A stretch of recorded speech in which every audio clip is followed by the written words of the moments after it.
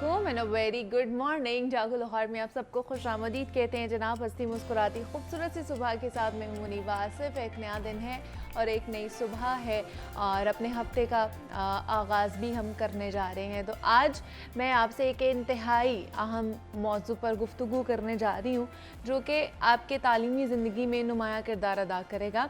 और तालीमी ज़िंदगी ऑब्वियसली इससे पता चलता है कि ख़ास तौर पर जो है स्टूडेंट्स के लिए अहम मौजू होने वाला है। इफ़ेक्टिव स्टडी की जो टेक्निक्स हैं और उसकी जो हैबिट्स हैं उनके हवाले से हम बात करेंगे।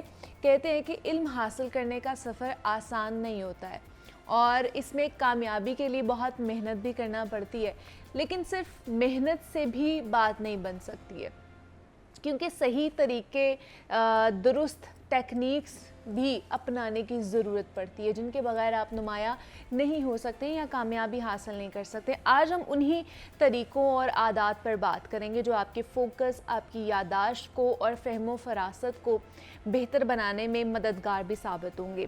पहला जो अहम अंसर है वो है प्लानिंग। एक मशहूर कॉल है कि if you are fail to plan you are planning to fail, यानी जब आप अपने लिए कोई मंसूबा नहीं बनाते हैं ना तो दरअसल आप नाकाम होने का मंसूबा बना रहे होते हैं अपनी ज़िंदगी में। मंसूबा हो तो पता भी होता है कि जनाब हमने ज़िंदगी में करना क्या है, लेकिन अगर आपके पास एक वाज़ेह हिदायतनामा ही नहीं है, मंसूबा ही नहीं है, तो आप शुरू कहाँ से करेंगे और उसको ख़त्म कहाँ से करेंगे। इसीलिए कहते हैं कि रोज़ाना का एक शेड्यूल बनाएं और उसे मुतय्यन करें ताकि आपके मुताले का वक्त मुनज़्ज़म रहे। दूसरा अहम पहलू ये है कि वो माहौल जहाँ आप पढ़ते हैं, यानी आपकी स्टडी रूम या लाइब्रेरी, मुतालिए के लिए एक बड़ा ही पुरसुकून और मुनज़्ज़म जगह का इंतखाब करें जहाँ आप बग़ैर किसी हलल के तवज्जो दे सकें। अगर आपका मुतालिए का माहौल साफ़ और मुनज़्ज़म होगा ना तो आपकी जो तवज्जो है वो भी बेहतर रहेगी, आप फोकस्ड रह सकते हैं। तीसरा जो बड़ा इम्पॉर्टेंट आंसर है कि ब्रेक्स लें। मुसलसल मुताले करने से ना ज़हनी थकान हो सकती है जो आपकी कारकर्दगी को मुतासर भी करती है, और इसके बरक्स मुख्तसर वक्फ़ों के साथ साथ मुताले करने से ना सिर्फ आपकी तवज्जो बरकरार रहती है बल्कि आपकी यादाश्त भी बेहतर रहती है। और मैं अक्सर एक टेक्निक है जिसके बारे में बात भी करती रहती हूँ जिसको पोमोडोरो टेक्निक कहते हैं। इसमें होता यही है कि 25 मिनट तक आपने कुछ भी करना है, पढ़ना है या कोई भी काम करना है, और उस 25 मिनट के बाद आपने 5 मिनट की ब्रेक लेनी है। दिन में ज़्यादा घंटे पढ़ने का इससे मेरे ख्याल से मौसर तरीका कोई हो ही नहीं सकता। चौथा जो इम्पॉर्टेंट ऑप्शन है वो है रिवीजन। जो चीज़ें आपने पढ़ी हैं उन्हें वक्फे से दोहराते रहें ताकि वो आपके तवील मुद्दती यादाश्त में शामिल हो जाए। और वैसे भी कहा जाता है कि जनाब repetition is the mother of learning, के रिवीजन से आपकी यादाश्त मज़ीद मजबूत होती जाती है। तो इसलिए आप रिवीजन करते रहा करें, किसी भी चीज़ के हवाले से वो हो सकती है। पांचवी कि आपने अपनी स्लीप साइकिल बेहतर करना है। नींद का मुनासिब होना बड़ा ज़रूरी है इस चीज़ में, क्योंकि रिसर्च से भी ये साबित हुआ है कि नींद की कमी से ना आपकी तवज्जो, आपकी बर्दाश्त और जो मजमूई कारकर्दगी है वो मुतासर होती है। रोज़ाना एटलीस्ट 7 से 8 घंटे की नींद लें जो कि ज़रूरी भी है। आखिरी और इंतहाई अहम कि आपने सेहतमंद ग़िज़ा खानी है। जो आप खाते हैं वो आपके दिमाग की कारकर्दगी पर बराह रास्त असरअंदाज होता है। फल खाएं, सब्ज़ियां खाएं, प्रोटीन से भरा जो ग़िज़ा है वो आपको तवानाई देती है और ज़हनी सेहत को भी वो बेहतर बनाती है। आखिर में मैं सिर्फ ये कहना चाहूँगी कि जनाब मौसर मुताले की टेक्निक्स और जो आदात हैं उनको इख्तियार ना करना सिर्फ आपकी जो तालीमी ज़िंदगी है उसको आसान बनाता है बल्कि आपको कामयाबी की राह पर भी गामज़न करता है। एक और अहम कॉल है कि the secret of your future is hidden in your daily routine, यानी कि अपनी रोज़मर्रा की आदात को बेहतर बनाकर आप अपने फ्यूचर को बेहतर कर सकते हैं। और जब आप अपनी डेली रूटीन की आदत बेहतर कर लेंगे तो फिर देखिएगा कि कैसे आपके मुताले के नताइज भी बेहतर होते हैं। हमारा future is all depend on कि हम लोग अपने प्रेजेंट में क्या कर रहे हैं। पास्ट जो है वो तो चला गया है, लेकिन आप अगर प्रेजेंट आपका अच्छा रहेगा तो आपका फ्यूचर भी अच्छा रहेगा। तो इसलिए अगर आपने अपना फ्यूचर बनाना है, फ्यूचर को सिक्योर करना है, सक्सेसफुल होना है, तो उसके लिए तैयारी आपको अभी से ही करनी पड़ेगी। जिस हालत में आप हैं, जिस स्टेटस में आप इस वक्त मौजूद हैं, अभी से तैयारी करेंगे तभी आगे जाके आपको पॉजिटिव नताइज मिलेंगे। तो ये आज का हमारा पैगाम था। अभी आगे बढ़ते हैं, कुछ मज़ीद बात कर लेते हैं हम जनाब हमारी सोसाइटी के हवाले से। तो आज जिस इम्पॉर्टेंट टॉपिक की हमने बात करनी है वो ये है कि जो फैमिली अदालतें हैं वहाँ पर खुला के केसेस और ख़ास तौर पर तलाक़ों के केसेस बहुत ज़्यादा बढ़ते जा रहे हैं। तो आज हम उनकी वजूहात जानने की कोशिश करेंगे, क्योंकि लाहौर की जो फैमिली अदालतें हैं उसमें पढ़ी लिखी मुलाजमत पेशा ख़वातीन में तलाक़ और खुला के केसेस का रुझान बढ़ रहा है। अदाद शुमार अगर आपको बताऊं तो गुज़श्ता साल के वस्त से अब तक 14,000 ख़वातीन ने खुला लिया है, 7,000 केसेस ज़ेरे इल्तिवा हैं, जबकि लाहौर की 10 फैमिली कोर्ट्स में मजमूई तौर पर 13,000 केसेस दायर हुए। और सिविल और फैमिली उमूर के माहिर वकील राना सिकंदर ने बताया कि शादीशुदा जोड़ों में तलाक़ और खुला के बायस उनके बच्चों का मुस्तकबिल तारीख हो जाता है, और अदालतों से तलाक़ और खुला की डिग्री लेने के बाद मर्द व ख़ातीन की बड़ी एक अक्सरियत दूसरी शादी कर लेती है और फिर शौहर या बीवी बच्चों को यतीम खाने या फिर चाइल्ड प्रोटेक्शन ब्यूरो के हवाले कर देते हैं, जहां ये बच्चे एहसासे महरूमी के साथ परवरिश पाते हैं। तो बात सिर्फ पढ़े लिखों की बताई गई है। तो सालाना एक साल में तलाक़ की जो शरह है वो 47,000 से भी ज़ायद रही है, जो कि एक तशवीशनाक अमल भी है। तो आज हम यही जानने की कोशिश करेंगे कि तलाक़ के बढ़ते हुए केसेस की वजूहात क्या हैं, और ख़ास तौर पर जो लाहौर की अदालतें हैं उनके ऊपर कितना जो बोझ है वो पड़ रहा है। दूसरा, कितने केसेस हैं जो ज़ेरे इल्तिवा का शिकार हैं, उनको कब तक जो है वो हल किया जाएगा, और सालिसी का जो एक अंसर होता है वो किसकी तरफ से अपनाया जाता है, वो किसकी ज़िम्मेदारी होती है, अदालतों की होती है, वकीलों की होती, किसी और की होती है। और इसके अलावा बच्चों के हवाले से क्या किया जाता है, वालिदा जब बच्चों के हवाले से अपने बच्चे जो हैं वो ख़ास तौर पर तलाक़ के बाद वो किस सूरत में वालिदा के हवाले किए जाते हैं, वालिद की क्या क्या ज़िम्मेदारी होती है, इस पर डिटेल में बात करेंगे। इस पर बात करने के लिए नुमाइंदा लाहौर न्यूज़ नुमान नूर स्टूडियोज़ में हमारे साथ मौजूद हैं, जो कि इसकी बीट करते हैं। तो नुमान, आपको वेलकम कहते हैं जागो लाहौर में। कैसे हैं आप? अल्हम्दुलिल्लाह। मुनीबा, आप कैसे हैं? खैरियत से? मैं भी बिल्कुल ठीक ठाक। नुमान, क्योंकि आप ये बीट कर रहे होते हो और हम आपको देखते हैं रोज़ाना कि आप अदालत में होते हो और वहाँ से, और आज हमने आपको यहाँ पे बुला लिया कि आज आप ऑफिस आएँ और हमसे बात करें। तो सबसे पहले तो बताइए कि जैसे मैंने दादो शुमार भी बताए हैं कि तलाक़ के बढ़ने के जो केसेस हैं उसकी रीज़न्स क्या हैं, वजूहात क्या सामने आती हैं? सबसे पहले मुनीबा, देखें जिस तरह से ये बहुत ही तशवीशनाक सूरत हाल है कि जिस तरह से खुला के केसेस जो हैं वो बढ़ रहे हैं और तलाक़ के जो मुकदमात हैं उनमें भी इजाफ़ा हो रहा है। और इसमें देखा जाए तो अदम बर्दाश्त जो है वो बहुत अहम नुक्ता समझा जाता है। और इसके अलावा जो वहाँ पर ख़वातीन आती हैं उन्होंने जो आके खुला का दावा दायर करती हैं, तो उसमें जो अहम नुक्ता हर खातून ने उठाया होता है और अदालत में वो कहती हैं कि हमें ख़र्चा नहीं दिया जाता, हमें हमारा नानो नफ़का नहीं फ़राहम किया जाता, हमें जो ज़रूरियात हैं हम वो कैसे पूरी करें, हम किचन को कैसे संभालें, हम बच्चों के अखराजात कैसे उठाएं। इसने मेल ने तो आके ख़वातीन जो अदालत में कहती हैं जी मेल ने तो सुबह नाश्ता करके अपने काम पे चले जाना होता है, हमने घर को चलाना होता है, तो हम घर कैसे चलाएं, किचन कैसे चलाएं, बच्चों की जो स्कूल के अखराजात हैं, फ़ीसें हैं वो कैसे देखें, किताबों के अखराजात हैं वो कैसे देखें। और नीबा, जो हमारे मुल्क में महंगाई की शरह बढ़ रही है, इसका भी बहुत ज़्यादा ये बड़ी वजह है, जिस वजह से ख़वातीन और शादीशुदा जोड़े और वो जोड़े जो आपस में पसंद की शादी करके आए होते हैं उनकी रेशो बहुत ज़्यादा है। अगर देखा जाए, हमने लाहौर न्यूज़ ने इससे पहले भी मुख्तलिफ रिपोर्ट्स जो हैं वो दी हैं और उनमें ऑन एयर की हैं और उनमें ये चीज़ वाज़ह की गई है।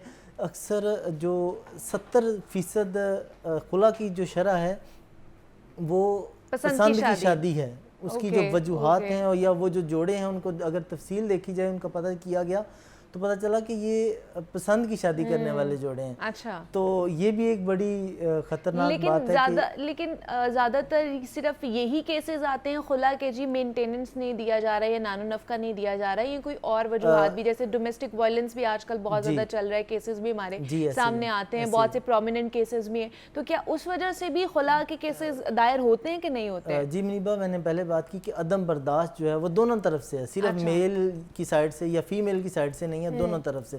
مطلب اگر میل نے کوئی بات کر دی ہے تو خاتون اس کو برداشت نہیں کر رہی، خاتون نے کوئی بات کر رہی ہے میل برداشت نہیں کر رہا، اور میل جو ہیں وہ مرد حضرات ہاتھ اٹھانے والا جو ایک بڑا بات جو اب بہت زیادہ یہ پھیل رہی ہے، مطلب عدالتوں میں آ کے خواتین دکھاتی ہیں کہ جیسا اب دیکھیں ہمیں یہ تشدد ہوا ہوا ہے، ایون دیٹ وہ اپنی مطلب بتا رہی ہوتی ہیں کہ ہمیں ایسا تشدد ہوا، ہم عدالت میں دکھا بھی نہیں سکتے. مطلب اس طرح سے خواتین کے مطلب چہروں پہ تشدد ہوتے ہیں، بازوؤں پہ تشدد ہوا ہوتا ہے، اور وہ دکھا رہی ہوتی ہیں کہ جج صاحب کو کہ یہ دیکھیں ہمارے ساتھ یہ ظلم ہوا ہے. اور یہ ظلم کیوں ہوا ہے؟ ہم نے جی اپنا پیسے مانگے تھے کہ جی آج پیسے دے جائیں گھر کو چلانے کے لیے، اخراجات مانگے تھے، اس سے بچوں کی فیس 3 ماہ کی. پچھلے ہفتے ایک خاتون آئی، انتہائی وہ ایجوکیٹڈ بندی، یہ صرف یہ نہیں ہے کہ پڑھے لکھے افراد جو ہیں، ان پڑھ افراد میں جو ہے یہ اضافہ ہو رہا ہے، پڑھے لکھے افراد، ماسٹرز اس نے سائیکولوجی میں کیا ہوا، اور وہ 2 اس کے بچے ہیں، اور وہ لے کے عدالت میں آئی اور اس نے یہ بتایا کہ جب پتہ چلا کہ اب تو مطلب آپ کیا کرتی ہیں، جی میں پروفیسر ہوں کسی پرائیویٹ یونیورسٹی میں، اور پڑھا رہی ہیں وہ، اور وہ خلا لینے آئی ہوئی ہیں.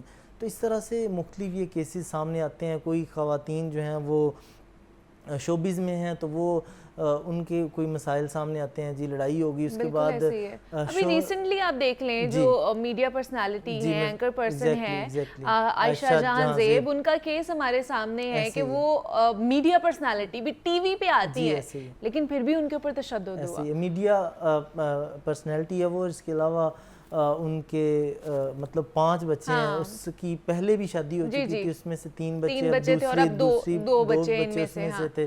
اور انہوں نے یہ پچھلے 2 دن پہلے عدالت میں آ کے اس نے پھر بیان بھی دے دیا. اور جب عدالت میں آئی تو I was in court at that time, تو وہاں پہ جج صاحب نے پوچھا کہ چہرے کو دیکھ کے لگ رہا ہے کہ بہت زیادہ ظلم ہوا ہے، بہت زیادہ تشدد ہوا ہے. تو وہاں پہ اس نے بتایا کہ جی مائی لارڈ یہ ظلم تو ہوا ہے، اور یہ میں چاہتی ہوں کہ کسی اور ہوا کی بیٹی کے ساتھ ایسا نہ ہو، اس لیے میں سامنے آئی، اس لیے میں نے چیزوں کو دکھایا. اور منیبا اس کے ساتھ ساتھ بہت سے مقدمات ایسے ہیں جو لوگ رپورٹ ہی نہیں کرتے. اپنی عزت کی خاطر خواتین بچوں کو لیتی ہیں، چپ کر کے اپنے مائکے چلی جاتی ہیں یا اپنے والدین کے پاس چلی جاتی ہیں. اور یہ تو وہ میرے خیال سے یہ وہ رپورٹس ہوتے ہیں نعمان جو کہ جن کو تھوڑا سا شعور ہوتا ہے کہ ہم نے اپنے حق کے لیے کہاں جانا ہے، باہر نکلنا ہے، آواز اٹھانی ہے. تو جو پسا ہوا طبقہ ہے میرے خیال سے وہ تو وہیں پر رہ جاتا ہے. ایسے ہی ہے.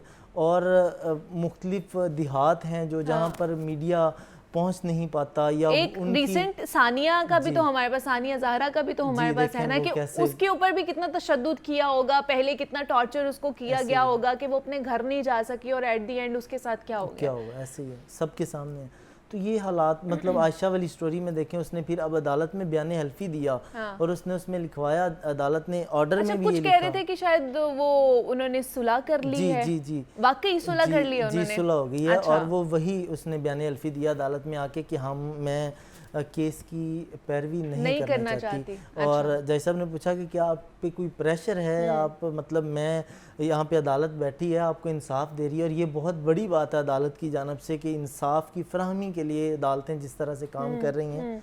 تو وہاں پہ معزز جج صاحب نے، خالد ارشد صاحب، انہوں نے کہا کہ میں اس کو دیکھتا ہوں، اور اگر آپ کے ساتھ کوئی ظلم ہوا ہے تو میں ان سب عدالت میں جتنے بھی لوگ تھے، وکلا اور باقی میڈیا پرسنالٹیز اور جو بھی، تو انہوں نے کہا کہ ہم ان سب کو باہر نکال دیتے ہیں، آپ اکیلی مجھے بتائیں کہ کوئی تشدد ہوا ہے یا آپ کے ساتھ کوئی پریشر تو نہیں ہے. تو اس نے کہا کہ نہیں، میں بس معززین نے، گھر کے بڑوں نے جو فیصلہ کیا ہے میں اس کو فالو کر رہی ہوں اور میں اس کو مانتی ہوں، اور اس بنا پہ میں نے یہ فیصلہ کیا ہے کہ میں اب اس کیس کی پیروی نہیں کرنا چاہتی ہوں. اچھا. اور اس بات پہ پھر عدالت نے اس کا بیان حلفی ایکسیپٹ کیا.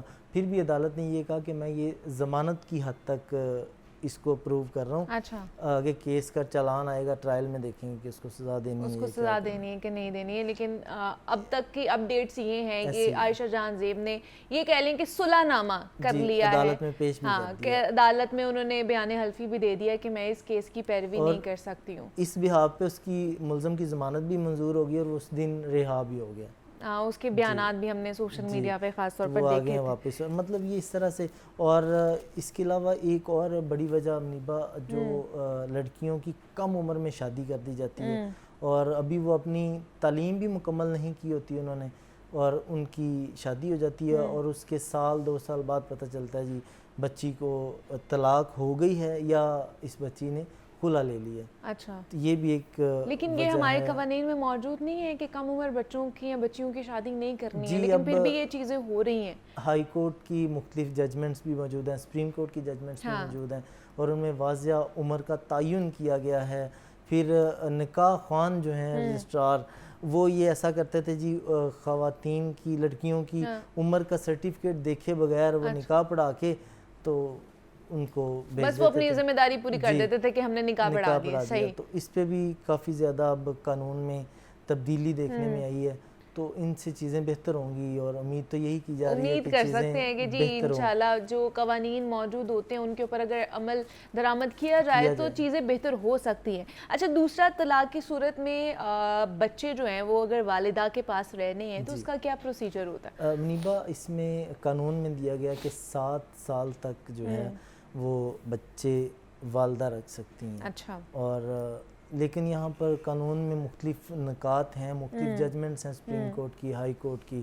اس حساب سے پھر اگر لڑکی نے آگے شادی کر لی ہے اور اس کے جو بچے ہیں وہ پھر میل کی کوشش ہوتی ہے کہ میرے بچے دوسرے باپ کے پاس نہ رہیں، مطلب اس کے شوہر کے پاس نہ جائیں، تو پھر آ کے جو اصل باپ ہوتا ہے وہ آ کے عدالت میں کہتا ہے جی یہ میری سابقہ بیوی تھی، بچے اس کے پاس تھے، لیکن اب اس نے اپنی آگے شادی کر لی ہے، تو اب مجھے خطرہ ہے کہ وہ شخص میرے بچوں کو نقصان نہ پہنچائے، لہٰذا عدالت یہ میرے بچے میرے والے کر دے.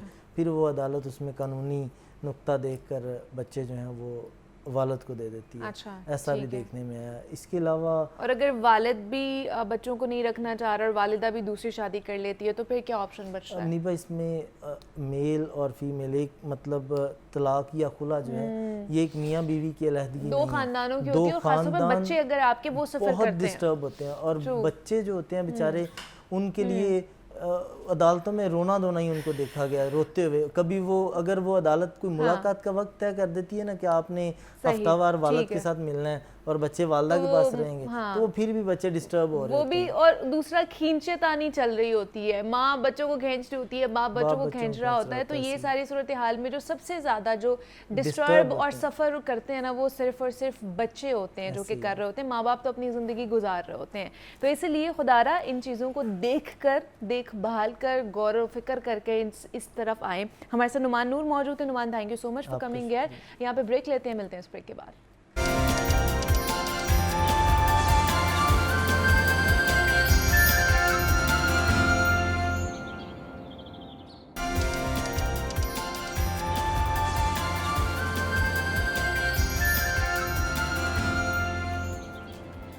Welcome back to Jago Lahore. جناب، اب کچھ لاہور کے حوالے سے بات کر لیتے ہیں. اور نئے بجٹ کے بعد تعمیراتی جو مٹیریل ہے وہ بھی مہنگا ہو چکا ہے، جس کے بعد گھر بنانا بھی مزید خواب بن چکا ہے. اینٹ، سیمنٹ، ریت، بجری، سارا تعمیراتی جو مٹیریل ہے وہ مہنگا ہو گیا ہے. اس کے ہاؤسنگ سیکٹر پر کیا اثرات ہوں گے، اس پر بھی بات کریں گے. اور اس کے ساتھ ساتھ ویسٹ مینجمنٹ کمپنیز کی کارکردگی اور حال ہی میں ہونے والی فنڈز منظوری کی بھی تفصیلات لیں گے کہ فنڈز اگر منظور ہو گئے ہیں تو اس کے بعد کیا کیا کام ہوگا، کس طرح شروع ہوگا، کب ختم ہوگا اور اس کے کیا اثرات ہوں گے خاص طور پر لاہور شہر کے اوپر. تو اس پر بات کر لیتے ہیں. ہمارے ساتھ چیف رپورٹر موجود ہیں عمران اکبر ہیں. عمران، آپ کو ویلکم کہتے ہیں. کیسے ہیں آپ؟ جی الحمدللہ، شکر. عمران، سب سے پہلے تو یہ جو مٹیریل مہنگا ہوا ہے پنجاب میں خاص طور پر بجٹ کے بعد، اور ایک ڈیڈ لاک بھی برقرار ہے اس وقت سیمنٹ ایسوسی ایشن جو ہے اس میں اور حکومت کے اندر، تو کتنا جو انہوں نے اضافہ کیا مٹیریل، جتنا بھی بلڈنگ مٹیریل اس کے اندر، اس کے اوپر اس کی وجہ سے کیا کیا اثرات ہونے والے ہیں اور کون سا سیکٹر جو ہے وہ نقصان میں جانے والا ہے؟ منیبہ بہت شکریہ آپ کا. ہے تو مارننگ شو مگر اس میں مسائل ایسے ہوتے ہیں کہ جو لوگوں تک ہم پہنچاتے ہیں. اب مسائل ہی اتنے سمجھ نہیں آ رہی، بندہ کرے کیا. وہ ایک تو ہوتا ہے نا، لوگ کہتے ہیں کہ میٹھی میٹھی باتیں ہوں گی صبح صبح، ہمیں ذرا پتہ لگے گا، مگر ٹینشن اتنی ہے، سٹریس ہے، میسیو کریٹ ہوا ہوا ہے، تو جس کی وجہ سے یہ تمام تر صورتحال جو ہے وہ پہنچانی ضروری ہوتی ہے. آپ مجھے بتائیں کہ ایک انسان کا پوری زندگی میں ایک ہی جو ہے وہ ایم ہوتا ہے، خواب ہوتا ہے کہ میں نے گھر بنانا ہے، چاہے وہ چھوٹا ہو چاہے بڑا ہو. اب تو میں اس کو یوں ہی کہوں گا کہ اگر آپ نے 3 مرلے کا گھر لیا ہے، 3 مرلے کا پلاٹ لیا ہے، تو جتنے کا پلاٹ ہے نا اس سے مہنگا گھر ہو گیا. پہلے تو یہ ہوتا تھا کہ زمین نہیں ملتی، زمین مہنگی ہے. تو اب تو یہ ہے کہ فرض کریں آپ نے 3 مرلے کا پلاٹ 20 لاکھ روپے مرلہ لے لیا ہے، 15 لاکھ روپے لے لیا ہے، 10 لاکھ روپے مرلہ لے لیا اس سوسائٹی کے حساب سے.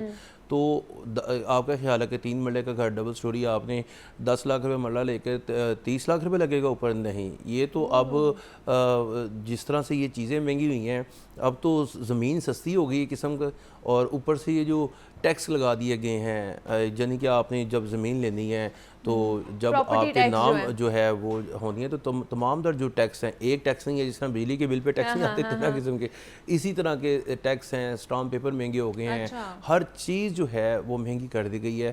بس ایک دفعہ انسان اپنے سر کو پکڑ کے ایسے آرام سے سکون سے بیٹھے اور یہی سوچتا رہے کہ میں نے تو اب پیسے یہ جمع کیے تھے. بس اب انسان مجھے لگتا ہے صرف اپنے دماغ میں ہی گھر بنا سکتا اور باہر تو نہیں بنا سکتا. حقیقت میں تو میرے خیال سے بڑا ہی مشکل ہو گیا، اتنا مشکل ہو گیا، اتنا مشکل. دیکھیں سوسائٹی کا تو خواب ہی جو ہے، خواب ہی ہے کہ آپ نے سوچا کہ میں نے فلاں سوسائٹی میں 10 مرلے کا گھر لینا ہے.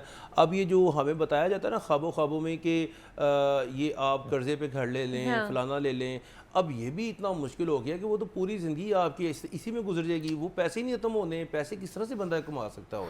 یعنی کہ آپ سریا، اینٹ، سیمنٹ، جس چیز سے جو تمام چیزیں استعمال ہو رہی ہیں نا، وہ تمام چیزیں آپ نے مہنگی کر دیں.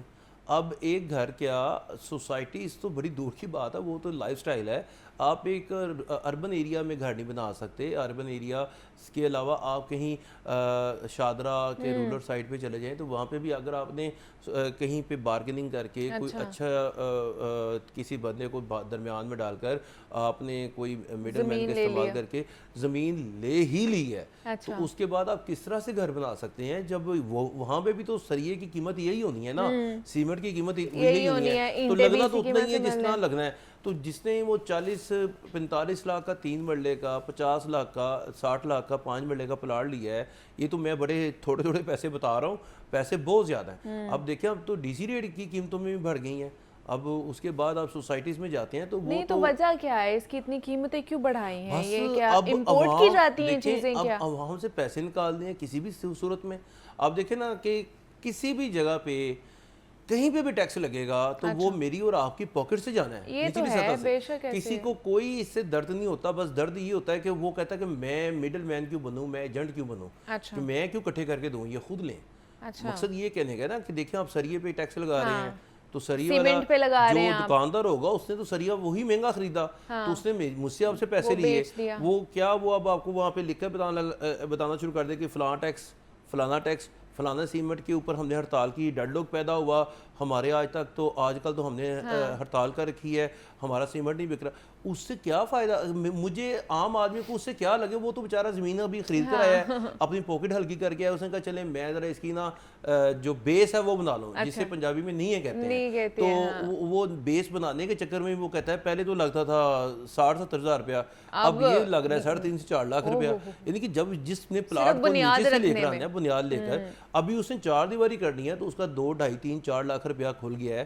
اس کے بعد اس نے اس کی بھرائی کرنی ہے پلاٹ کی، جو مٹی ہے ریت مٹی ڈالنی ہے، کسو ڈالنا ہے، اس کے بعد اینٹیں ڈال. اچھا مزدور کی تو دہاڑیاں بھول ہی رہے ہیں، بیچ میں مستری کی دہاڑی بھول رہے ہیں.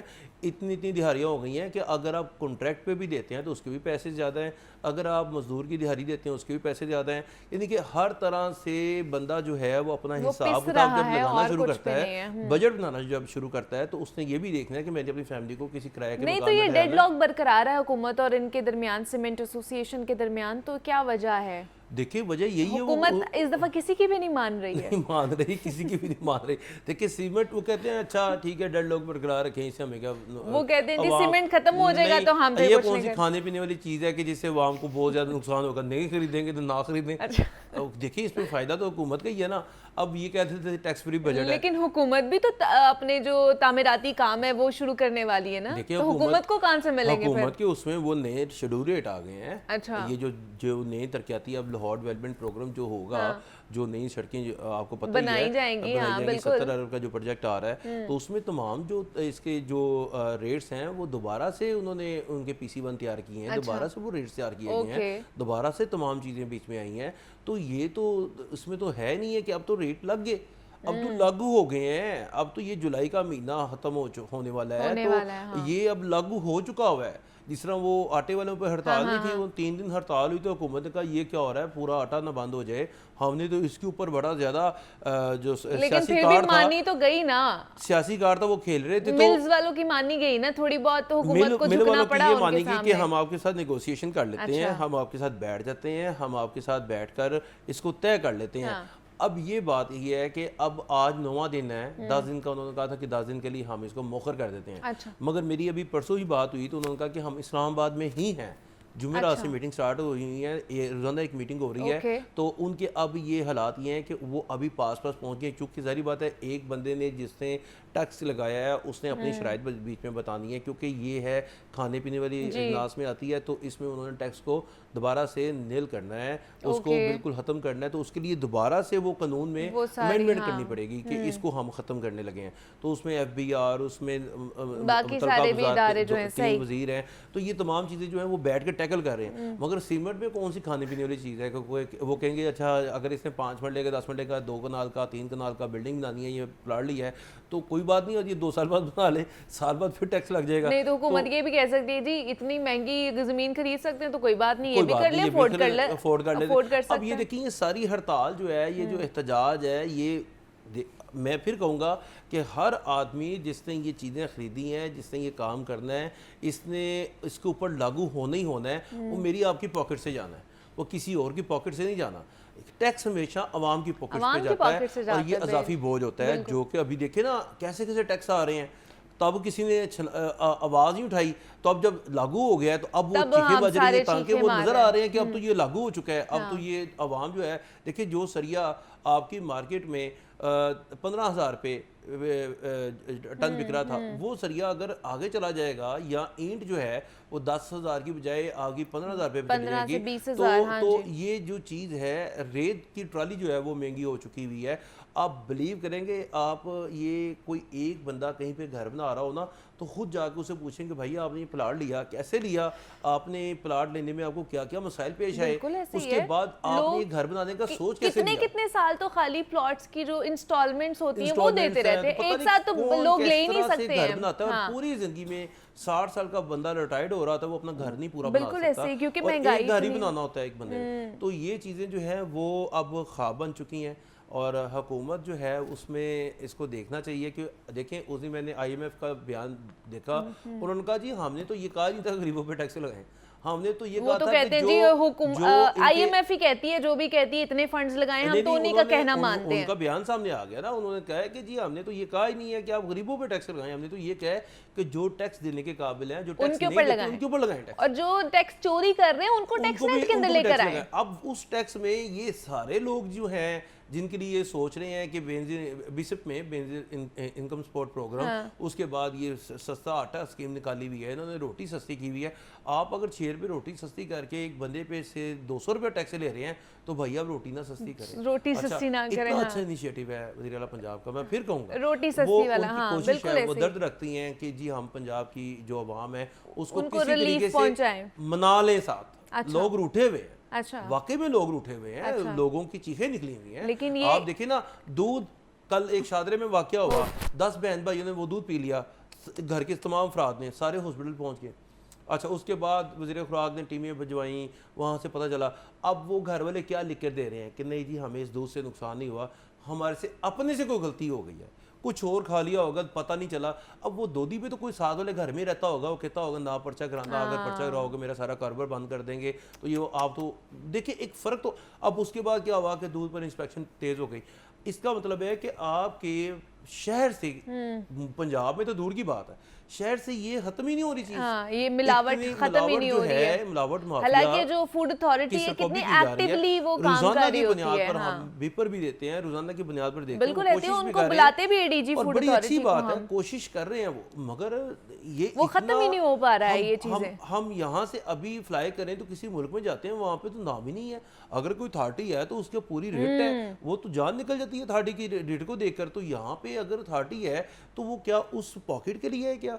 वो उसकी अथॉरिटी की तो इतनी रेट होनी चाहिए कि वहाँ पे लोग डर जाएं कि हम लोगों ने पानी तक नहीं डालना इसके अंदर गंदा। करें, हम आप भी जाते होंगे, सब जाते हैं, हम बहुत सारे होटल्स में जाते हैं, बहुत सारी सफाई हमें नजर आ रही है, मगर फिर वही बात आ जाती है कि हम डर के खाते हैं। ये सारी डिस्कशन करने का मकसद ये था कि जनाब महंगाई बहुत ज्यादा हो चुकी है, हमारे सर पर चढ़ के जो आप जितनी महंगी भी खरीद रहे हैं ना, जंक फूड ले लें, हर चीज जो है वो महंगाई की चक्कर में पिस रही है और वो मिलावट वाले मिल रहे हैं, सेफ कुछ भी नहीं है। इवन दो कि हम घर में जो सब्जियां भी खा रहे हैं वो भी गंदे पानी से बन रही हैं, सीवरेज के पानी से वो उग रही हैं और वही हम खा रहे हैं। लेकिन क्या कर सकते हैं, हम आवाज उठाते हैं। जब तक हम अपने आप को ठीक नहीं करेंगे, देखिए जितने मर्जी महकमे पैदा कर लें, जितनी मर्जी अब क्या सब्जियां घर में उगाना शुरू कर दें? मैं ये कहता हूँ अपने आप को ठीक नहीं करेंगे। अच्छा, देखिए सब्जियां घर उगाने की बात नहीं हो रही, जब तक हम अपने आप को देखें।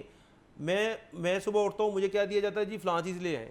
हमारे घर में उस चीज़ को खाने के, उस चीज़ के लवाजमात का, उस चीज़ को समझने का किसी को पता ही नहीं कि इस चीज़ से फ़ायदा क्या होगा, बच्चों की सेहत पे क्या असर पड़ेगा, तो उसको खाने का फ़ायदा कोई नहीं है। जब तक हम अपनी जो घर की रोज़ एक हांडी होती है ना वो बनाते हैं, तो उसके लिए घी का इस्तेमाल करना या नहीं करना, मस्टर्ड ऑयल का इस्तेमाल करना है, ज़्यादा से ज़्यादा सरसों के तेल में बना लें, वो दी बेस्ट है आपकी। और हफ्ते में एक दफ़ा जो है वो आप घी इस्तेमाल कर लें, ताकि आपके जो जितनी भी वेन्स हैं वो सेट रहें।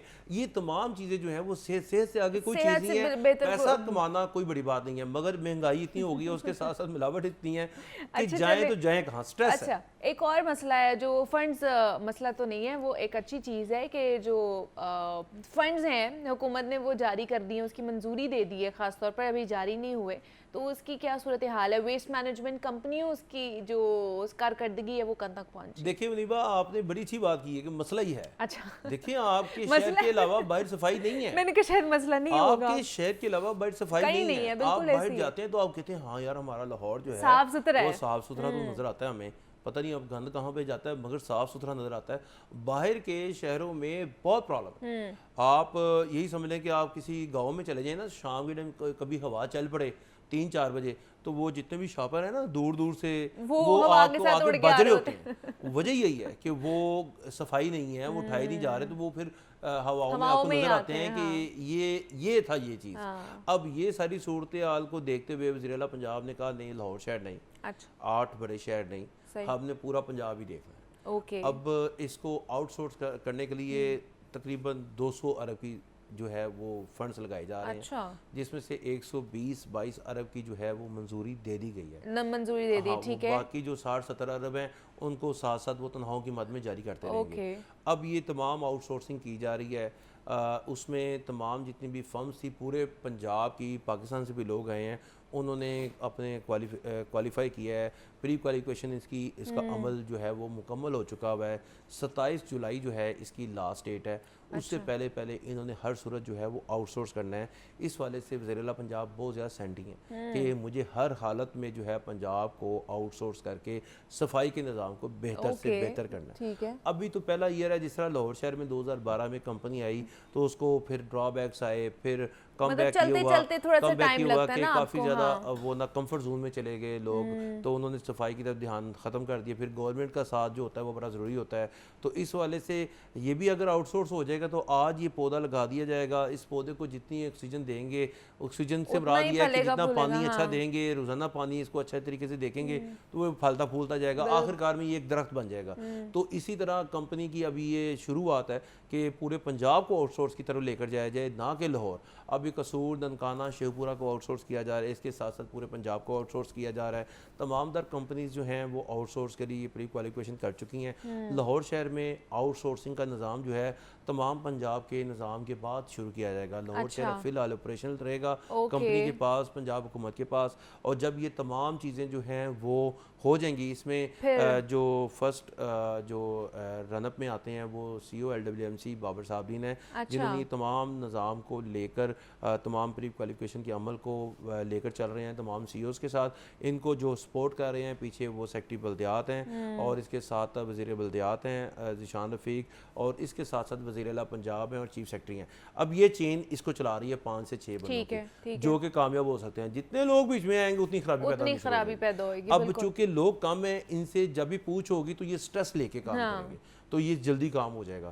تو وہ نہیں ہوگا کہ اب لوگوں کو بیچ میں وزیروں کو ڈال دیں, کمپنیوں کو ڈال دیں. نہیں, انہوں نے ایک ہی سسٹم رکھا ہے. اس سسٹم کے تحت جو ہے وہ تمام جتنی کمپنیز ہیں ان کو آن کر دیا ہے, اور آن کرنے کے بعد جو ہے آپ کی لوکل گورنمنٹس میں بیچ میں آتی ہیں. اور آپ یہ دیکھیں نا کہاں پہ 55,000 ٹن جو ہے کوڑا پورے پنجاب سے جو ہے اکٹھا کیا نہیں فگر آیا تھا, اعداد و شمار آیا تھا. اس میں سے بتایا جا رہا ہے کہ 17,000 ٹن کوڑا صرف اٹھایا جا رہا ہے, بتایا جا رہا تھا یہ. اچھا, یعنی کہ باقی کہاں ہے, باقی وہی جو ہوا چلتی ہے تو آپ کو نظر آتا ہے وہ ساری پولیوشن ہو جاتی ہے. تو آپ کے شہر میں بھی صورتحال یہی ہے کہ 4 سے 5,000 ٹن کوڑا ہے. اس کے بعد پوری لوکل گورنمنٹس کی یہ پوزیشن تھی کہ تمام لوکل گورنمنٹس جو ہیں باقی 35 اضلاع سے وہ 11 سے 12,000 ٹن جو کوڑا جو ہے وہ اٹھا رہی تھیں. ٹھیک ہے, باقی جو تھا وہ ایسے ہی پڑا, وہ ایسے ہی پلاٹوں میں بڑی بڑی ڈھیریاں آپ کو نظر آتی ہیں. تو یہ تمام چیزوں کو انہوں نے کہا کہ یہ تو بہت بڑا میس ہے, یہ تو آنے والے وقت میں بچے جو ہیں بہت ساری بیماری میں مبتلا ہو جائیں گے, بلکہ ہو چکے ہیں. ہاں, تو وہ اب ہسپتالوں میں اس لیے تو لمبی لمبی لائنیں نظر آتی ہیں. جہاں پہ ایجوکیشن ہوگی آپ کو وہاں پہ لائنیں بھی کم نظر آئیں گی. ہمارے شہروں میں, ہمارے دور دیہاتی علاقوں میں یہی تو پرابلم ہے کہ جب تک ہم اپنا کام خود نہیں کریں گے, ہم یہ سوچتے رہتے ہیں کہ یہاں پہ بندہ آئے گا, وہ صفائی کرے گا, وہ کوڑا اٹھائے گا تو یہ کام ہو جائے گا ہوگا. ہم یہ نہیں کہتے کہ ہم آپس میں مل کر کوئی 50-400 روپے اکٹھے کر کے کوئی پیسے لگا دیں کسی کے, تاکہ کوئی ایک بندہ اپنے محلے کے لیے رکھ لے, تاکہ وہ صفائی روزانہ کر دے, کوڑا اٹھا کے لے جائے, اس کو بتائیں کہ فلانی جگہ پہ پھینک رہا ہے. یہ نہیں ہو رہا ہوتا. یہ بس ہم سوچتے رہتے ہیں کہ نہیں یہ سرکار کا ہی کام ہے, اور وہ سرکار بھی کہتی ہے جی ہم اپیل ہی کر سکتے ہیں, گزارش کر سکتے ہیں, اور کچھ نہیں کر ڈنڈے کے زور پہ تو یہ کروا نہیں سکتے ہیں نا. اوبویسلی یہ آپ کے اندر ایک ایمپتھی پیدا ہونی چاہیے کہ ہم نے سرکار کے ساتھ مل کے, حکومت کے ساتھ مل کر اپنے لیے جو ہے نا ایک اچھا ماحول جو ہے وہ کریٹ بھی کرنا ہے, اور اس ماحول کو آگے بھی لے کر چلنا ہے. اپنی نسلوں کے لیے آپ نے وہ ماحول سنوارنا, اور کسی کے لیے تو نہیں سنوارنا. تو یہ اچھا انیشیٹو ہے جو حکومت کی طرف سے لیا گیا ہے, اس پر ہم نے بات کی ہے. ہمارے ساتھ عمران اکبر موجود ہے. عمران صاحب بہت شکریہ, آپ کے وقت تھا کہ آپ یہاں پر آئے, اور اسی نوٹ پر ایک بریک لیتے ہیں, ملتے ہیں اس بریک کے بعد.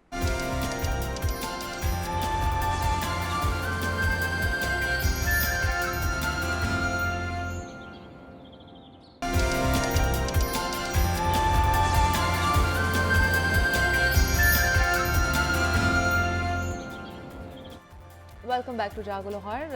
جناب, ہم میں سے نا ہر ایک اپنی زندگی کے کسی نہ کسی مقام پر اس سوچ کا شکار ضرور ہوتا ہے کہ آگے کیا کرنا چاہیے. اور پھر زبانہ طالب علمی میں تو یہ سوال سب سے زیادہ پریشان کرتا ہے ہمیں. ڈگری لے لی اور اپنا انٹرسٹ یہ ڈگری لینے میں تھا یا نہیں, یا پھر نوکری ملے گی یا نہیں ملے گی, یہ خیال بہت بعد میں آتا ہے. بہت سے ممالک میں جو اسٹوڈنٹس ہیں ان کی اس مشکل کو دور کرنے کے لیے کریئر کاؤنسلنگ پر زور دیا جاتا ہے, اور وہاں باقاعدہ کریئر کاؤنسلرز موجود ہوتے ہیں جو اسٹوڈنٹس کو رہنمائی اور مدد بھی فراہم کرتے ہیں. لیکن پاکستان میں باقاعدہ ایسا کوئی ادارہ موجود نہیں ہے. یہ کیوں ضروری ہے؟ دوسرا یہ کہ ہماری سوچ کیا ہے, ہمارا رجحان کیا ہے, ہم کون سے مضامین منتخب کریں, ان کی مارکیٹ میں ڈیمانڈ ہے بھی یا نہیں. جب ہم لوگ اپنے مضامین کا انتخاب کر رہے ہوتے ہیں تو اس کے بعد ہمارا راستہ کیا ہوگا، ہمیں پڑھائی کیسے کرنی چاہیے اور ہمیں اپنے مضمون میں بہترین کارکردگی کیسے دکھانی چاہیے، یہ تمام باتیں نہایت ہی ضروری ہیں اور کریئر کاؤنسلنگ کے زمرے میں آتی ہیں۔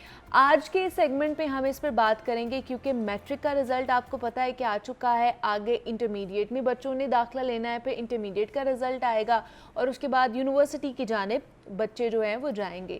تو کیا کرنا چاہیے، کس طرح انہیں اپنا پاتھ جو ہے اس کو کلیئر بھی کرنا ہے اور آگے بھی بڑھتے جانا ہے، اس کے لیے کیا کیا گائیڈ لائنز ہونی چاہیے اور کریئر کاؤنسلنگ کی ضرورت کب انہیں پڑتی ہے، کون سی سٹیج پر پڑتی ہے، اس پر ہم نے بات کرنی ہے۔ ڈاکٹر اقصیٰ شبیر ہمارے ساتھ اسٹوڈیوز میں موجود ہے جو کہ ایجوکیشنسٹ ہیں۔ ڈاکٹر اقصیٰ آپ کو ویلکم کہتی ہوں جاگو لاہور میں، کیسے ہیں آپ؟ جی میں بالکل ٹھیک ٹھاک۔ ڈاکٹر اقصیٰ سب سے پہلے تو بتائیے کہ کریئر کاؤنسلنگ کتنی امپورٹنٹ ہے ایک اسٹوڈنٹ کے لیے خاص طور پر؟ ہم کریئر کاؤنسلنگ کی امپورٹنس کو انڈرمائن کرتے ہیں جتنا کہ اس کی ایک ضرورت ہے۔ آج بھی ہم اسپیشلی پاکستان میں ہم ریئلائز نہیں کرتے کہ ایک رائٹ گائیڈنس ہونا کتنا ضروری ہے۔ ہم اس سٹیج پہ، چونکہ میں خود یونیورسٹی سے ایسوسیٹڈ ہوں، ان فیکٹ میں لاہور کالج ویمن یونیورسٹی میں انٹرمیڈیٹ کالج جو ہے ہمارا اس کو ہیڈ کر رہی ہوں، تو ہم یہ دیکھتے ہیں کہ اسٹوڈنٹس اور ان کے والدین وہ ایک پاپولر پروگرام میں ایڈمیشن تو ضرور سیکھ کرنا چاہتے ہیں، یہ انٹرمیڈیٹ لیول پہ بھی اور یہ یونیورسٹی لیول پہ بھی، چونکہ وہ ایک بھیڑ چال چلی ہوئی ہے، سب اس پاپولر پروگرام میں داخل ہونا چاہتے ہیں۔ لیکن اگر ان سے آپ یہ سوال پوچھو کہ وہ ڈگری کر کے یا وہ پروگرام پڑھ کر اس کے بعد کیا کرنا چاہتے ہیں، تو اس کا ان کے پاس کوئی کلیئر جواب نہیں ہوتا۔ اچھا، اگر میں آپ کو اس کی ایک اسپیسیفک ایگزامپل بتاؤں، چونکہ ہم ابھی ایڈمیشن کے پروسیس میں انوالو تھے، کہ کمپیوٹر سائنس کا آج کل ایک پھر سے ٹرینڈ بڑھا ہے، جو کہ ٹھیک ہے، مثبت ہے، کیونکہ یہ ایک فری لانسنگ یا اس کی وجہ سے ایک رجحان ہے کہ لوگوں کو لگتا ہے کہ اس سے روزگار کے بہت سارے مواقع پیدا ہوں گے۔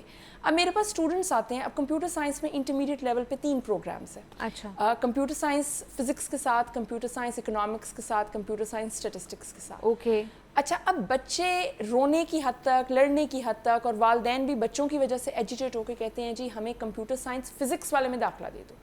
جب آپ پوچھتے ہو کہ یہ کیوں کرنا ہے، اس کا کوئی جواب نہیں ہوتا۔ اچھا، جب آپ یہ گائیڈنس دیتے بھی ہو کہ اگر آپ یہ اگر آپ کا مقصد لیٹ سے آگے کمپیوٹر سائنس پڑھنا ہی ہے اور آپ یہ دوسرے والے فیلڈس بھی آپٹ کر لو تو دے آر ایکولی گڈ، تو they are still not convinced. اچھا، اور اس کی وجہ یہی ہے کہ ہم ایک اوور آل معاشرے میں اس بات پہ فوکس نہیں کرتے کہ وہ ڈگری یا وہ پروگرام کرنے کے بعد ہمارا ایکچوئل ایم کیا ہے۔ وہ یونیورسٹی کی ڈگری یا وہ انٹرمیڈیٹ کالج تو آپ کی ڈیسٹینیشن نہیں ہے، وہ تو جو آپ کی منزل ہے وہ تو صرف اس کا راستہ ہے۔ بالکل، اس لیے کریئر کاؤنسلنگ اسکول لیولس پہ، کریئر کاؤنسلنگ ادروائز ہونی بہت زیادہ چاہیے، اور وہ صرف اسٹوڈنٹس پہ ہی نہیں، ان کے والدین میں بھی ہونی چاہیے۔ اور ہم یہ دیکھتے ہیں کہ والدین اچھے گریڈس کے لیے اکیڈمیز میں انویسٹ کرتے ہیں، ایون یونیورسٹی لیول پہ اور بہت سارے کورسز میں اور بڑی ایکسپینسو ڈگریز میں انویسٹ کرتے ہیں، لیکن اس ایسپیکٹ میں انویسٹ کرنا بھول جاتے ہیں کہ آپ کے بچے کا یا ایک اسٹوڈنٹ کا ایپٹیٹیوڈ کیا ہے، وہ کس چیز میں ایکسیل کر پائے گا،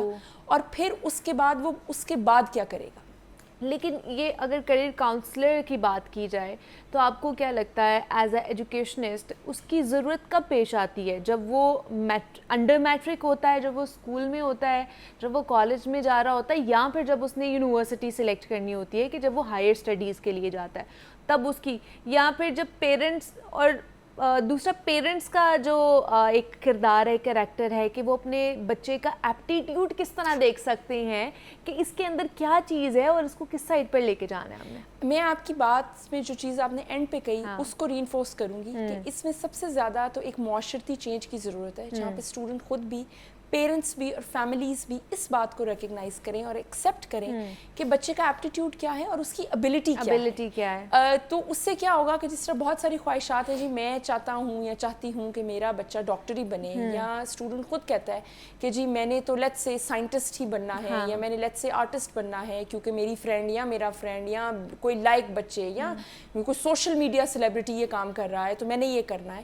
اس انفلوئنس کی بجائے اگر وہ اسٹوڈنٹ خود یا اس کے والدین اس بات کو ریکگنائز کریں इज्जत बेइज्जती को इससे मत जोड़ें कि कोई क्या कहेगा कि तुम एक सर्टन फलाना मजमून पढ़ रहे हो और तुम डॉक्टर नहीं बन सके, क्योंकि ये भी एक बहुत बड़ा मसला है।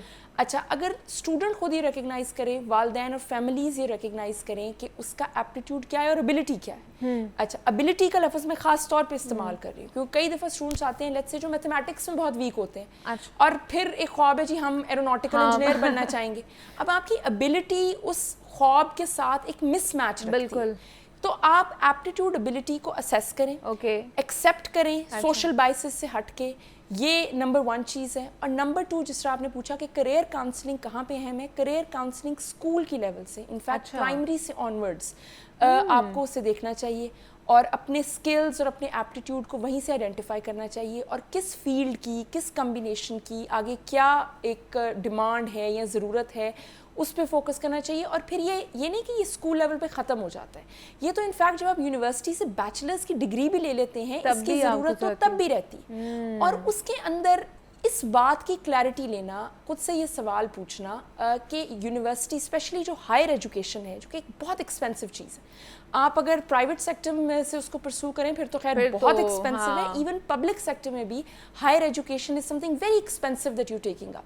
और हम आम तौर पे कोई छोटा सा एक्सपेंस करने लगते हैं तो हम 4 दफ़ा सोचते हैं कि क्या हमें इसकी ज़रूरत है या ये करें या ना करें, लेकिन हम हायर एजुकेशन में वो एक्सपेंस डाले जाते हैं विदाउट ये सोचे कि ये करके इसका हासिल क्या है। जिस पे कि एक रिसर्च की गई जो कि हमारे डेवलपिंग मुल्कों में और पाकिस्तान में तो वो ऐसी, बल्कि ये मैं आपको exact being a scientist also बताऊं कि ऐसी research on purpose of higher education developing मुल्कों इन पर्टिकुलर पाकिस्तान के लिए तो एग्जिस्ट ही नहीं करती। और जब ये फॉरेन कंट्रीज़ में जो एग्जिस्ट करती है तो वहाँ पर ये पूरी स्टडी थी कि आज से 200-300 साल पहले हार्वर्ड यूनिवर्सिटी या बड़ी बड़ी यूनिवर्सिटीज़ की बुनियाद ही इसलिए रखी गई कि वो जो चर्च में या उनके जो पादरी थे उनकी नॉलेज बढ़ाने के लिए यूनिवर्सिटी का एक ये मेन मकसद था। दूसरा, बहुत जो एलीट थे वो यूनिवर्सिटी एजुकेशन लेते थे मजीद अपने रैंक्स को बेहतर करने के लिए। अच्छा, अब जब वर्ल्ड वॉर 2 के बाद ये जो डिग्री का मकसद था ये कॉमन मैन तक आया और डिग्री का मकसद बन गया कि जी हम डिग्री करेंगे और इसके बाद नौकरी करेंगे। हाँ। अब अगर आप एक आम यूनिवर्सिटी स्टूडेंट से ये सर्वे करो कि वो डिग्री ले क्यों रहा है तो मोस्ट ऑफ द टाइम्स आपको जवाब नहीं मिलेगा, वो लॉस्ट होगा। तो सबसे पहले ये आइडेंटिफाई करें कि आप अगर हायर एजुकेशन ले रहे हैं तो क्या उसका मकसद फिर नौकरी करना है, फिर आपकी सारी एनर्जी उस मकसद की तरफ गेयर अप हो। क्या उसके बाद आप एक एंटरप्रेन्योर बनना चाहते हैं, कोई बिजनेस करना चाहते हैं या कोई फैमिली बिजनेस ज्वाइन करेंगे या अपना शुरू करेंगे, अगर ये मकसद आपको वाज़ेह हो तो आपकी सारी एनर्जी उस तरफ डायरेक्ट होगी। अगर आपको पता चले कि आप लेट्स से सिर्फ अपना एक सोशल स्टेटस इंप्रूव करने के लिए यूनिवर्सिटी की डिग्री हासिल कर रहे हैं, if that is your purpose, तो आपकी सारी एनर्जी उस तरफ इन्वेस्ट होगी, ना ये कि आप बाकी 2 मकासद की तरफ जाएं। अच्छा, फिर एक चौथी कैटेगरी है, बहुत दफ़ा आप एक डिग्री ले रहे होते हैं मज़ीद हायर स्टडीज़ परसू करने के लिए या आप लेट्स से कहीं अब्रॉड मूव करना चाहते हैं, नॉट जस्ट कि भाई आपको कोई आप मुल्क से मायूस हो गए, कई दफ़ा लोगों के फैमिली रीजंस होते हैं। अच्छा, और अगर आपकी उस डिग्री को हासिल करने का मकसद वो है तो फिर आपकी सारी एनर्जी उस तरफ इन्वेस्ट होगी।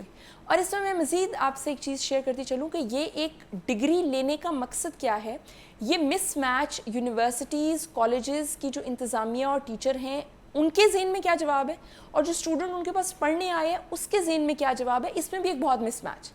अगर आप यही सर्वे यूनिवर्सिटी टीचर्स या इंतज़ामिया या उनसे करें कि आप ये जो डिग्री दे रहे हैं इसका एंड गोल क्या है और जो स्टूडेंट आपके पास डिग्री ले रहा है उसका गोल क्या है, तो यू विल सी कि there is a huge expectation mismatch.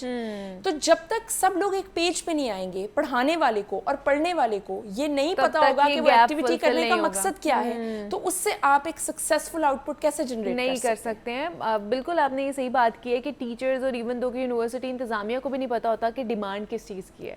अच्छा, लेकिन आज के इस भागम भाग दौड़ में और इस जदीद आप उसको कह लें कि जिसमें जिद्दत आती जा रही है, नई नई टेक्नोलॉजीज़ इन्वेंट होती जा रही हैं, इसमें डिग्री ज़्यादा इम्पॉर्टेंट है या स्किल्स ज़्यादा इम्पॉर्टेंट है या दोनों ही इम्पॉर्टेंट है? इसमें मैं तो ये आपसे कहूँगी कि दोनों ही हैं। दोनों। एक ट्रेंड पहले था जी सिर्फ डिग्री और हम स्किल पे फोकस नहीं कर रहे थे। अब एक ट्रेंड आ रहा है कि बहुत सारे लोग आपको ये व्यू पॉइंट देते हैं कि जी स्किल ही मैटर करती है और डिग्री नहीं मैटर करती। जबकि हमेशा से कामयाब आदमी आप किसी की भी प्रोफाइल उठाकर देख लें तो वो हमेशा इन दोनों चीज़ों का ही कम्बिनेशन है। डिग्री के साथ जो आपको बहुत सारा थ्योरेटिकल नॉलेज اور ایک نالج میں ایڈیشن ہوتا ہے, وہ صرف اسکل سیکھ کے نہیں ہوتا. اوکے. اور اس نالج اور اس کے بغیر جو صرف خالی سکل ہے وہ زیادہ ڈیپتھ نہیں رکھتا. وہ بہت منیمم سی چیزیں تو کر سکے گا, لیکن جیسے ہی ٹاسک کمپلیکیٹ ہوگا یا وہ لیٹس سے اس کا وہ سکل اگلے 5-7 سال تو ریلیونٹ ہوگا, مگر اگر اس کے پیچھے وہ نالج کی بیکنگ نہیں ہوگی تو وہ اگلے 5-7 سال کے بعد جب مختلف طرح کے سکلز آ جائیں گے تو پھر آپ کیا کریں گے, کیونکہ سکلز تو آج کل بہت ریپڈلی تبدیل چینج ہو رہے ہیں. اور again the good news is کہ ینگسٹرز کے پاس بہت انرجی ہے. آج کے دور کے ینگسٹر کے پاس انرجی بھی ہے اور ریسورسز بھی ہیں. آج آپ کو اسکل سیکھنے, نالج سیکھنے کے لیے کہیں نہیں جانا پڑتا. یہ آپ کا گیجٹ جس سے آپ اور دنیا کے سب کام کرتے ہیں, اسی سے ہی آپ اپنا ہر طرح کا نالج اور اسکل بھی سیکھ سکتے ہیں. اس لیے آپ دونوں ہی چیزوں کی امپورٹنس کو انڈرمائن نہ کریں, دونوں ہی چیزوں پہ کام کریں, اور جو بھی کریں اس میں ہمیشہ یہ بات کہتی ہوں اس میں ایکسلنس اچیو کریں, کیونکہ میڈیوکر ہونے کا دور اب چلا گیا. آپ کے پاس کوئی بھی اسکل ہے یا آپ کے پاس ڈگری ہے, اگر آپ اس میں بہترین نہیں ہے تو then it is almost as good as not having it at all. نہیں تو اب ایسی ڈگریز ہیں جس میں اسکلز بھی ہیں اور ڈگری بھی آپ کو مل رہی ہے اور اس کے ساتھ ساتھ اسکلز بھی آپ کے پاس ہیں اسی ڈگری سے ریلیٹڈ. دیکھیے ڈگریز تو ہمیشہ سے ہی ان کا مقصد آپ کو اسکل دینا ہی تھا.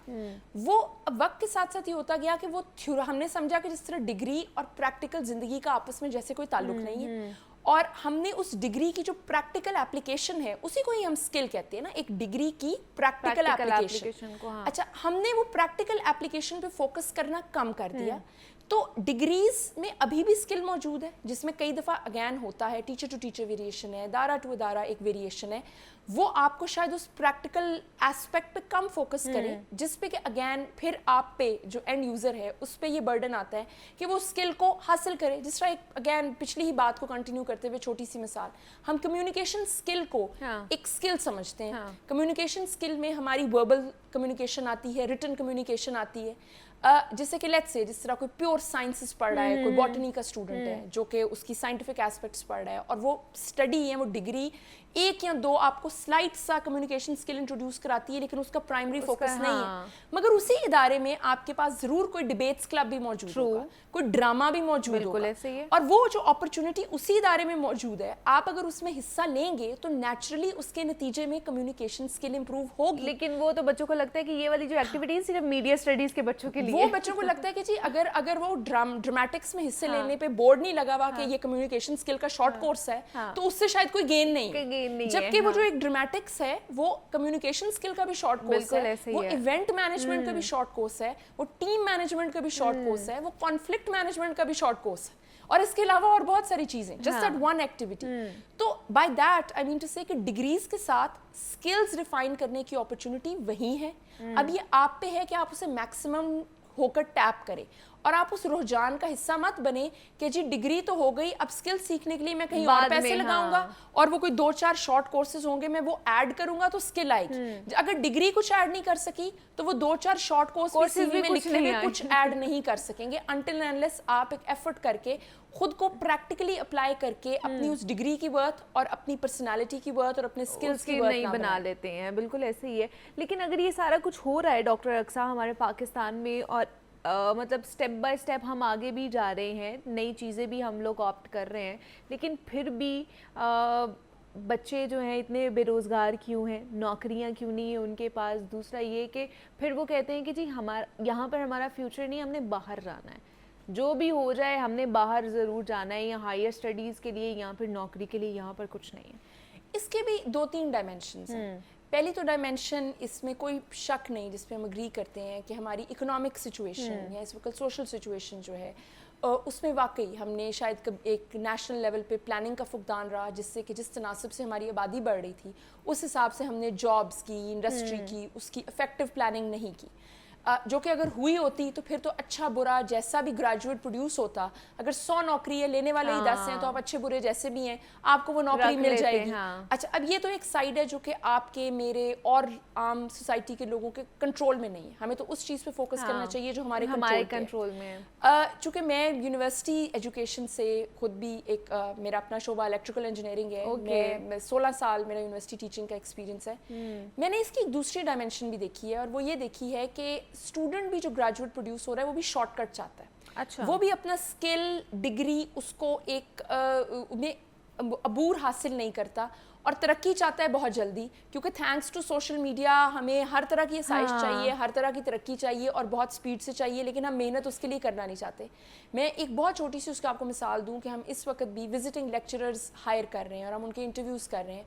अगर आप उनसे आज भी पूछें ऐसा एक सादा सवाल कि जी चीफ मिनिस्टर ऑफ पंजाब कौन है आज की डेट में, तो आप बिलीव करेंगे यूनिवर्सिटी डिग्री होल्डर ऐसे भी हैं जो इस सवाल का जवाब भी नहीं दे पाते, लेट अलोन इसके अलावा कुछ और सवाल। We had an interview few days ago, Pakistan studies और हिस्ट्री की एक्सपर्ट एमफिल किया हुआ वो कैंडिडेट थे। उनसे पूछा गया जी खैबर पख्तूनख्वा किन दो मुल्कों को खैबर पास किन दो मुल्कों को कनेक्ट करता है। उन्होंने बहुत सोच के कहा जी एक तो खैबर पख्तूनख्वा है, दूसरा पता नहीं। सवाल था किन दो मुल्कों को खैबर पास जोड़ता है। This is just one example. Another candidate couldn't answer के 14 नुकात किसने दिए। अब आप मुझे ये बताएं कि अब इसमें हम जो जॉब देने वाला है क्या हम उसको कसूरवार ठहराएंगे? तो ये दोनों ही डायमेंशंस हैं जी, एक जॉब्स है नहीं, दूसरा हमने खुद भी अपने आप को एक बेहतरीन तरीके से, डिग्री ज़रूर मौजूद है, डिग्री कागज़ होने का मतलब ये नहीं कि हमारे में स्किल और नॉलेज भी मौजूद है, एंड देन वी कंप्लेन कि वो सिफारिश से ही नौकरी मिलती है या नौकरियां तो है ही नहीं। तो अगर आप अपने आप को, जैसे मैंने कहा, एक एक्सीलेंस अचीव करें तो एक्सीलेंस के लिए हमेशा ज़रूरत है। अगर लेट्स से 100 कैंडिडेट थे और 10 नौकरियां थी तो वो 10 बेहतरीन को ही मिलेंगी। बिल्कुल ऐसे ही है। आपके मेरे हाथ में तो यही है, या स्टूडेंट्स और उनके वालिदैन के हाथ में तो यही है कि आप अपने आप को बेहतर से बेहतर करें, और फिर आपके लिए मौके ही मौके हैं। मुल्क से बाहर भी हैं, यहाँ भी हैं। बाहर पढ़ने जाने की ख्वाहिश या सेटल होने की ख्वाहिश भी कोई इतनी नेगेटिव नहीं है जिस तरह हम हमेशा उसको एक नेगेटिव कॉनोटेशन में लेते हैं। हम देखते हैं बहुत लोग हैं बाहर जाके अपने स्किल्स मजीद रिफाइन करते हैं, वापस आके सर्व करते हैं। मेरे अपने हस्बैंड की, हमारी पीएचडीज बाहर से हैं। अच्छा। मेरी अपनी जर्मनी और बेल्जियम से जॉइंट है। My husband did his doctorate in US, and और हम पाकिस्तान में बड़े मुतमईन हैं यहाँ सर्व कर रहे हैं, और ऐसे बेशतर और लोग हैं। तो बाहर जाके आप डिग्री लेकर वापस अपने मुल्क में कंट्रीब्यूट करते हैं, या ओवरसीज पाकिस्तानी की वैसे भी कंट्रीब्यूशन है, अंडरमाइन नहीं करते। मगर बाहर भी एक्सेप्टेंस या फ्यूचर उसी आदमी का है जिसके पास एक्सीलेंस है। वो कागज जो हैं वो सिर्फ कागज नहीं होंगे, हाँ, उनसे उस कागज से कुछ सीखा भी होगा, कुछ सीखा भी होगा। उन स्टूडेंट्स ने या वो जो डिग्री होल्डर्स हैं वो सिर्फ उस कागज़, क्योंकि जैसे आपने बात की उसी को सेकंड करूंगी कि हमारे बच्चों ने आजकल वही ना शॉर्ट कोर्सेज की तरह इसको भी समझ लिया हुआ है कि हम रातों रात जो है वो अमीर हो जाएं, या हमें डिग्री मिल जाए या हमें नौकरी मिल जाए और उसके बाद जनाब हम कामयाब हो सकते हैं। तो ऐसा नहीं है, आपको मेहनत करनी पड़ती है। आजकल जो सबसे ज़्यादा जो हमारे बच्चों का दिमाग ख़राब किया वो सोशल मीडिया ने किया हुआ है, इन्फ्लुएंसर्स ने। टू बी ऑनेस्ट, इन्फ्लुएंसर्स ने किया हुआ है कि जनाब आप अकाउंट बनाएं, आप उसके ऊपर व्लॉगिंग करें और आप रातों रात जो है ना वो अमीर हो जाएंगे, आपको डिग्री की ज़रूरत नहीं है। बट ऐसा नहीं है। अगर आपने सक्सेसफुल बनना है तब आपको इन हर चीज़ की ज़रूरत है। आपको कम्युनिकेशन की भी ज़रूरत है, आपको डिग्री की भी ज़रूरत है, आपको बाकी स्किल्स की भी ज़रूरत है अगर आपने एक बेहतरीन इंसान बनना है। तो उसके ऊपर हमने बात की है कि हमने किस तरह अपने करियर काउंसलर से मज़ीद फ़ायदा लेना है, उसकी ज़रूरत हमें कब पड़ती है और किन किन चीज़ों में हमें पड़ती है। उस पर बात करने के लिए डॉक्टर अक्सा शबीर हमारे साथ एजुकेशनिस्ट मौजूद है। Doctor Aqsa, thank you so much for coming here. बड़ा अच्छा आपके साथ सेशन रहा, बड़ी अच्छी हमने सारी इन्फॉर्मेशन ली आपसे, और इसी नोट पर मुझे इजाज़त दीजिए। अपना ख्याल रखिएगा। अल्लाह हाफ़िज़।